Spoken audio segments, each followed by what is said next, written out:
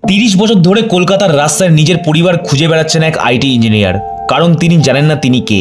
কলকাতার রাস্তার একা একা হাঁটছেন দীপক চট্টোপাধ্যায়। না, তিনি গৃহহীন নন, তিনি খুঁজছেন নিজের অতীত। 1993 সাল, একটা ছোট ছেলে চকলেট না পেয়ে অভিমানে বাড়ি ছেড়ে বেরিয়ে পড়েছিল, আর কখনো বাড়ি ফেরা হয়নি। তার স্মৃতিতে শুধু খণ্ডচিত্র, একটা ক্ষেত, 4 ভাই বোনের খেলা, মা বাবার ঝগড়া, একটা রেল ইয়ার্ড আর মালগাড়ির পাশে জন্মানো জঙ্গলি টমেটো। উল্টোডাঙ্গা থেকে অচৈতন্য অবস্থায় উদ্ধার হয় ছেলেটি।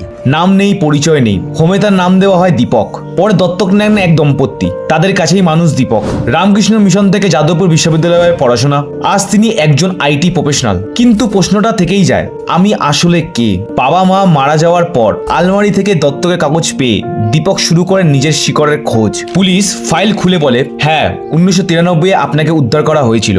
আজও তিনি যান দক্ষিণদারির সেই মাঠে যেখানে দাঁড়িয়ে থাকে মালগাড়ি, আজও জন্মায় জঙ্গলি টমেটো। সংবাদপত্রে নিজে ছোটবেলার ছবি দিয়ে বিজ্ঞাপনও দিয়েছেন।